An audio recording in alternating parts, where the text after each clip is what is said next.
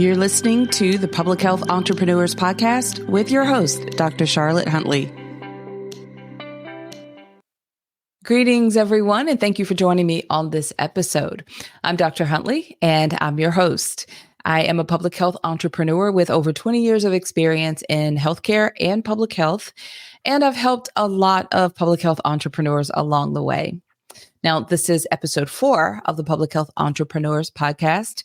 Although it's a new podcast, I'm not new to podcasting. So I've been a public health podcaster since 2017. I'm excited to dive into topic on this episode, as well as all the episodes of this podcast. We generally will cover topics around getting started, finding clients, leads, marketing, sales, anything that will help you build your confidence and grow the business of your dreams. Now, I would ask you to follow or subscribe to the podcast, whatever app you're listening in right now. You can click follow or subscribe. I just don't want you to miss out on anything, any new episodes that are coming up. You'll be among the first to be notified when we release a new episode. Now, this episode is going to be, again, answering a question. I receive a lot of questions. I've spent a lot of years coaching, supporting entrepreneurs who are getting started, building their businesses. So in that process over the years, I receive a lot of questions, especially around this whole under this umbrella of entrepreneurship. So the question that we're going to be answering today on this episode is, how do I find clients? That's one that whether you're getting started and you're looking for your first client, or you've been working for a while and you're looking for your next client, or you're wanting to build a pipeline of potential clients, this is always top of mind. This is always an important question. And I think it's a great one for us to address on this episode. Now, I will say some of the same disclaimers that I've mentioned if you've been listening to the episode so far. And if you haven't, if this is the very first episode that you're tuning into, welcome. I'm really glad that you're here, but I also encourage you to go back and listen to the 1, 2, and 3, those previous episodes. They are not a prerequisite for this one, but I do think that they add a lot of value and go together with this one. So how do I find clients? I wish there was an easy, simple answer to give you, but there is not an easy answer. There's no one size fits all. I've said that multiple times, but the more you grasp that, the easier it will be for you to take the next steps to grow your business. And you have to decide what's the best fit for you, what you need to be doing. And sometimes it's difficult if you're trying to follow someone you see and model after them without understanding their business model, what they're doing, or how they're doing, and what's happening behind the scenes. We can it's great to be inspired by what other people are doing, but it's difficult to model after them without understanding some of the why behind these things. So to answer this question, I've created a list of tips. Are you surprised? Probably not if you've been listening so far. So I've narrowed down to what I consider to be our top 10 tips for helping you answering these questions. So my top 10 tips for finding clients. This is not an all-inclusive list, as I've said before. There are so many things that you can be doing to help you find clients, but these are my top tips that I'm going to go through them. I'm going to try to go through them quickly. And then I'm also going to let you know how you can find or get your hands on a copy of a guide that we created that summarizes everything that I'm going to be describing to you. So if you're a note taker, take notes if you feel inspired to do so. But a lot of you are listening and doing other things. You may be driving or taking a walk, multitasking in some way. So feel free to just listen and absorb, and then make sure that you're tuning in at the end. I'll show you or describe to you how you can get your own copy of the notes for yourself. Okay, let's jump right in. All right. Tip number 1, identify your target audience. So again, if you're listening to this one, this is the very first episode you've tuned into. Great. I'm happy that you're here. But in the episode right before this one, I shared tips for getting started. And in there, I talked about the importance of niching down. So depending on where you are, you may want to also listen to that, grab that guide as well. But let's just move on for the sake of those that have already established all these things and they're just trying to figure out, okay, I know what I need to do. I know how I would like my clients to be. I know the type of clients I want. How do I find more of them? Well, identifying your target audience is really key, because that's who you're going to be speaking to. That's who you're going to focus on in all of your efforts to attract your clients. So think about who your ideal audience is. Where are your clients, and how would you describe that audience? For example, if you target, say, nonprofit organizations. So your audience may be executive directors or leaders within nonprofit organization, right? If you are targeting government agencies, state government, for example, then maybe your target audience are directors or certain level of professionals within these state government organizations. So who is your target audience? Maybe you're identifying individuals. Maybe you're offering coaching and you're coaching students. Well, the students then would be your target, or your ideal your ideal client. Maybe hanging out in that target audience which would be students in that example. So identify your target audience. It's really important because it also helps you kind of stay on point and focused when you're trying to do some of the other strategies that we're going to be talking about. All right. So identify your target audience. A bit of a tongue twister there, is my first tip. You'd be surprised how many people and how easy it is. This is not a judgment, but you'd be surprised how easy it is to veer off of this and get caught up in the, I want to serve everyone, so I'm just going to have stuff I can do anything for everyone. And I caution you against that approach, because then you serve no one. You need to have some sort of a niche, and you need to be able to know who you're targeting so that people can identify and know that you can help them, but also that people can refer business to you as well. All right. Probably be more on that in the coming weeks as well. Number 2, my second tip for you is to build a strong online presence. Now, I'm going to share with you what not to do because I just gave you an example. So if you are watching other people and you're trying to it's great to be inspired, but if you model after them without understanding the why, you can get yourself into a bit of a pickle. So if you're just getting started, and you may be inspired by another consultant or entrepreneur who has a presence on all of the platforms. And you may think that building a strong online presence means I need to be on all of the platforms. Not necessarily. If you are a small business, like a solo entrepreneur, if you have a very, maybe you're working a job and you're starting your business, or you have your business, you're moving along, but you are a small organization, you don't have the support of a team to help you build and be present on all these different platforms, then I would recommend picking one platform and double down, going all in, building deep roots on that platform. And that one platform would be, you can insert drum roll here, LinkedIn. So if you're familiar with me, if you've listened to me for any length of time, you know I'm a huge advocate of that platform. It's underutilized. It's a gold mine for all industry, but especially for public health, and really like double, especially for public health entrepreneurs. So if you were to really build a strong online presence, I would pick one platform, and ideally where your ideal clients are hanging out or spending time. And that likely is a platform like LinkedIn. You may decide that it's another platform for you, but whatever that is, I recommend picking that and really building a strong presence there, as opposed to trying to be on all of the platforms.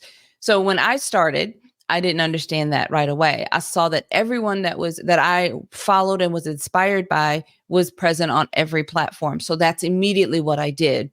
And it became overwhelming really fast to try to keep up everywhere. This is actually before we had so many tools that could automate your posts and things like that. Over the years, I've learned that, if I could start it over or do it again, I would do it differently. But now sometimes people may look at me and think, oh, well, she's on all the platforms. So for her business, so I'm going to also do the same thing, and forget that I have a strong team that does a lot of managing our presence. And we have a whole system. We have internal policies for how we create content, how it gets repurposed, how we share our presence, and managing that across the platforms. So if when you're taking this tip, I want you to take it in with all of what I said in mind, because establishing a strong online presence, does that mean that you need to be on 10 different platforms? It may mean that you're only going to be on one or maybe two platforms, and you pick the one or two top platforms where your ideal clients are, and you spend quality time on those platforms building that strong presence. I would say that includes regularly sharing content, engaging with your community that you're growing there, and really intentionally learning what that platform, how it operates and what it likes for you to, what kind of content it likes for you to share, so that you're working with the platform and not working against it. And those things will help you develop that really strong presence. Establishing and your thought leadership this is a way to do that, and it's a way to attract clients to you. So think about, first and foremost, where your ideal clients are likely to be hanging out, where you can get their attention, and then focus in on, if you're just getting started, or if you're a small, don't have team and support, pick one platform is perfectly fine. Maybe two. I would not really encourage more than that. And then develop that strategy of how you're going to share that content and connect with your community members, which could lead then to your next client. Okay. Number 3, my third tip for you is network within the industry, this is, we're talking about public health. So not just public health, but think one step removed. We don't have to just be with exactly the public health community, but maybe it's a niche area of public health, or maybe it is an overlap. So I'm thinking, like, my example right now is, depending on what you're doing, if you're offering services, your interest is somewhere in this environmental space, well, then, we think about niching down into maybe One Health. And then you think about the overlap there. There's veterinary medicine, there's other environmental sciences just outside of public health. So you have a lot of room to move and to connect, but you want to network within your industry and think about where, again, your ideal clients are and what industries may overlap. And that would be a good use of your time and energy. And networking is, don't forget about your immediate network, your close friends and family, and people that may not exactly fit the industry, but they are very invested in you and your success, making sure that they are clear on what you do and who you serve, and how you can help, so that they are, can rally around you and help you attract those clients as well. So number 3 is network within your industry, public health, and then think about your neighboring connections. I'll even share a little personal note. Even since we started, I started to talk about the podcast, the Public Health Entrepreneurs Podcast. I talked to a few people in my industry that are podcasters, not specific to public health, but maybe they were entrepreneurs. So they were very interested in our topic. And I've already noticed that even before we launched the podcast, there were a lot of people interested in, there were entrepreneurs also interested in our take on it as public health. So we were starting to get a lot of interest before we launched the podcast. And it was just outside of public health, but within a broader group of entrepreneurs. So anyway, just to share with you that there's a lot of excitement that you can decide that it's exciting. It's exciting for me because that's an opportunity to talk about what I do and learn what other people do, which is exactly what networking is. But all of these activities can attract clients to you, making it a whole lot easier for you to share about your business, get to know people, and then your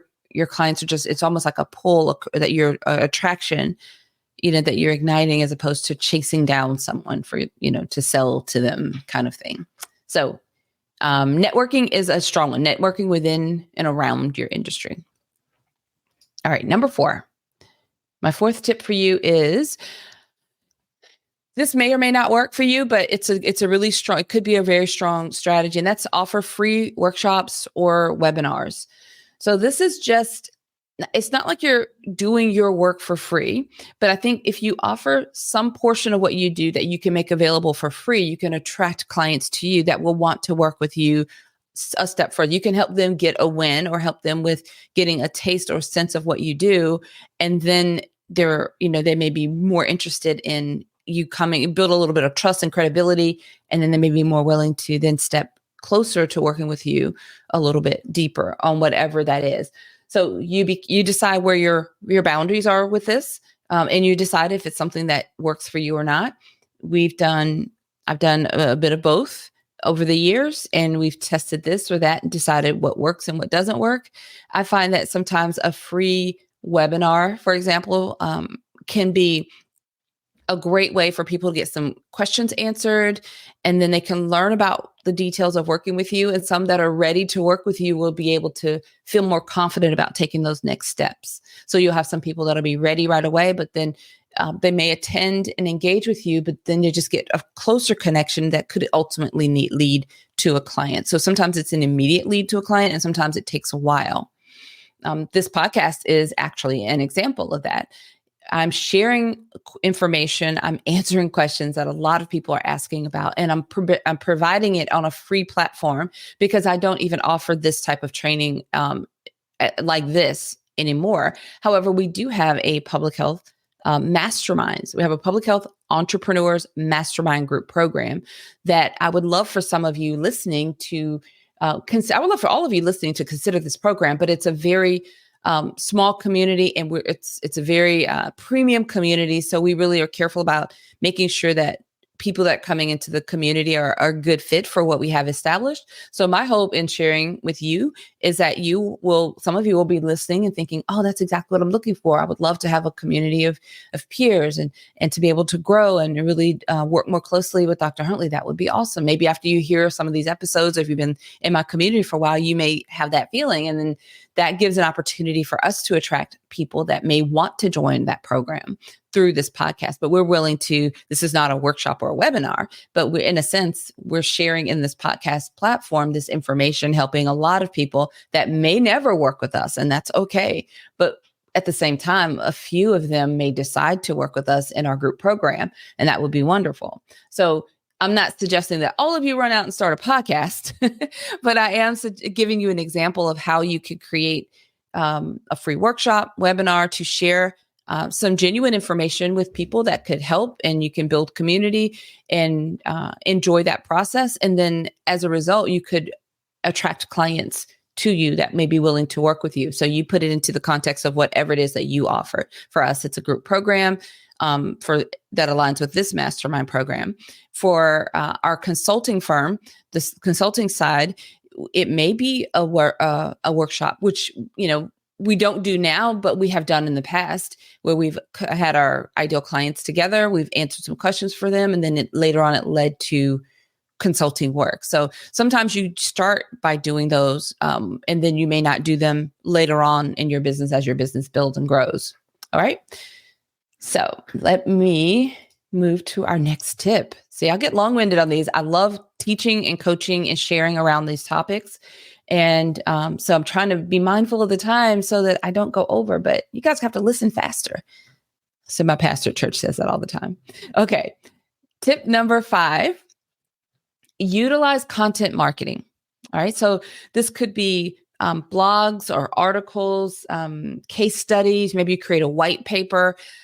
Share this content and leverage your social media platform that you decided to use.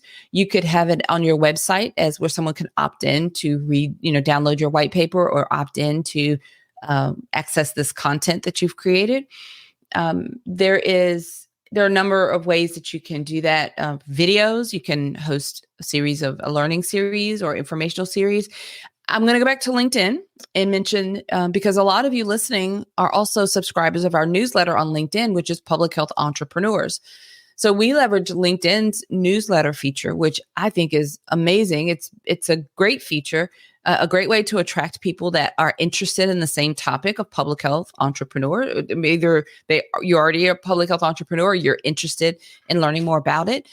And we create content for that newsletter. Way before, I've had that newsletter for a couple of years now, well before I decided to have this podcast, but I shared about examples of public health entrepreneurs through those articles to attract more people that were entrepreneurs or interested. So that's how you can utilize content marketing, create content for, and again, it's targeting of interest to your ideal audience or ideal client, or, your audience type, and share that with them any number of ways. But that's a great way to attract not just a community, but from that community, you'll get your ideal clients, through that community that discover you and what you do. And then you find the alignment. So it's a great way a great way. I have so many examples, but I'm trying to move along, so I don't want to stay here too long.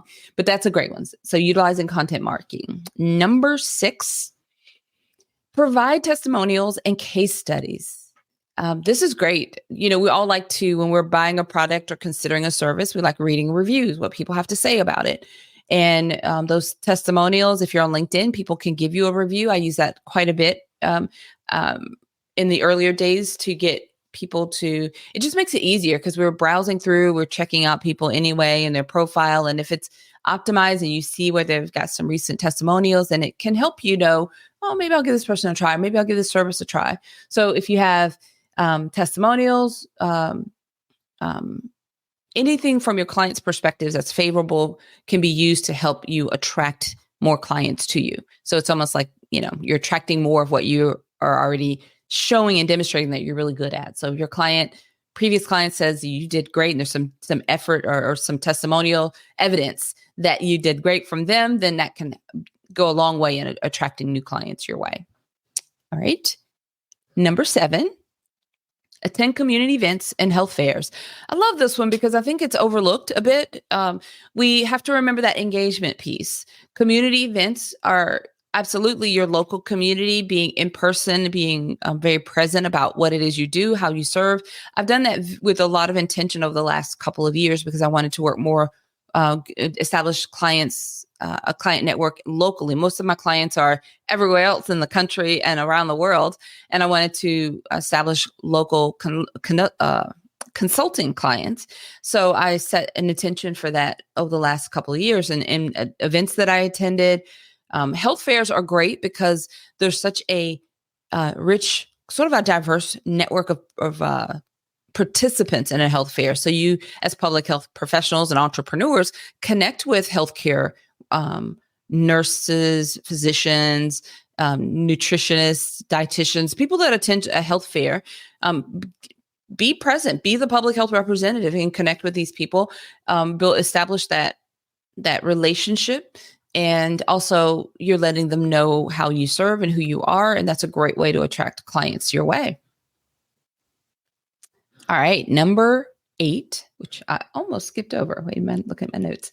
All right. Number 8, collaborate with health professionals. Again, like I was mentioning just a moment, attending health fairs and community events. Now collaborate with health professionals. Again, thinking about those nurses, doctors, nutritionists, community health workers, all sorts of health professionals that would attend a health fair. It's a great opportunity to engage, collaborate, and attract more clients. All right. Number 9, offer trial periods. Again, this may or may not be something that would work for you, but like I mentioned earlier, some of the things that we offered early on to attract some of our consulting clients into programs, and even some of the programs we had for our coaching clients early on, we offered trial periods or free periods or a way for them to test out and see what it's like to work with us before going all in. We don't really do that much now beyond what I'm describing here on the podcast being a free resource. We do this on our other podcasts for consulting. It's a free resource and it's a great way for people to connect and get to know us. And that's our free trial in a sense. But you think about whatever that looks like for you and what that could be like. Trial periods, program, like exploratory parts of your program could be a great way for you to attract clients, secure your first or next client. And then finally, number 10 is stay updated on industry trends. This is really important because things are changing all the time. You don't have to stress yourself out trying to be up to date on absolutely everything. That's so overwhelming. But think about your niche area and your clients, your community. Think about this, through your business. What is it that you're looking to solve? Or if you're just kind of exploring and trying to connect and collect a community, what is top of mind for your niche area or niche topic? And stay up to date on that and things related to that so that you can it makes it easy for you to then demonstrate your thought leadership. If you're up to date, you're able to share your view, your perspective, and sometimes what those updates are to your broader community, making you a very valuable resource and adding a lot of credibility. I mean, establishing, some credibility with folks, and it can go a long way in helping you to attract your first or next client. All right. We made it through that list. I love talking about this stuff if you can't figure it out from the tone of my voice. But these are really, like I said before, not all inclusive. These are my top 10 techniques or strategies, tips for you when you're trying to attract your first client or your next client if you're building and leveling up your business. It is an ongoing question that I always get. So I thought this would be a great way to share with you. Now, we also have a guide, as I mentioned earlier, that I'd love to share with you. And it is simply our top 10 tips for finding clients. And you can access it from our website, from the show notes for this episode. It will also be in the description. If you're one of the podcast apps, just look in the description. You'll be able to find the link for it. But if you're on our website, which is publichealthentrepreneurs.com, right there on the screen there, click on podcast and then go to episode 4. This is episode 4. And in the show notes, you'll see the link for it as well. This guide is yours. It's a summary of what I just went through in this episode, and it will hopefully help you get started on taking those next steps or elevating up and thinking of maybe new strategies or new ways to attract clients beyond what you've been doing. And I will just add there to that note, whatever you're doing that's working, if it's working and it's helping you attract clients, don't stop doing that. Maybe take anything that we've talked about in these tips and think about how you can improve even and attract even more what's already working. So some of the things that I'm sharing, you may add to what you're doing to accelerate it and enhance it. It's not meant for you to stop what you're doing if it's working for you and switch to something else. But this is more of a enhancing what you're doing or adding something to if it's working. And if it's not working, then this may give you some new ideas to try that you haven't tried already. All right. I am excited to get some feedback from you all that decide to try some of these strategies. I love to know what you decide to try and how it's working for you. But that is really it, what I wanted to share with you today. So in closing, let's kind of wrap up a little bit so that I can let you go on with your day. I would love to ask one favor, one big ask that if you have been listening so far, it comes at the end. I would love for you to help us spread the word about this podcast. It's really super easy. It's an easy ask for us, but there are several ways that you can do this. You can simply share this episode from a link in the podcast app that you're using right now. You can just share this with your network. You can share our website, which is publichealthentrepreneurs.com. Simply share that website with your network, which would be, we would love that. And then also, which would be my favorite, this is the big one because our podcast is new, and to help us really start to get some momentum, if you were to rate or write us a 5-star review, a favorable review, that's if you're enjoying the podcast and if it's you're getting some value from these episodes so far. If you would write us a favorable review in Apple Podcasts or in the app that you're using, that would be most appreciated. It would definitely go a long way in helping us take off and really get moving with this new podcast, help it to grow its legs. That would just be wonderful. But whichever option you choose, I really appreciate you helping us spread the word about this podcast. So no real pressure. I'm just sharing with you my excited way for you to do it. But truly, I appreciate any effort, anything that you do to help us spread the word. All right, everyone. Until next time, have a fantastic rest of your day. Thank you for listening. Visit publichealthentrepreneurs.com to learn more.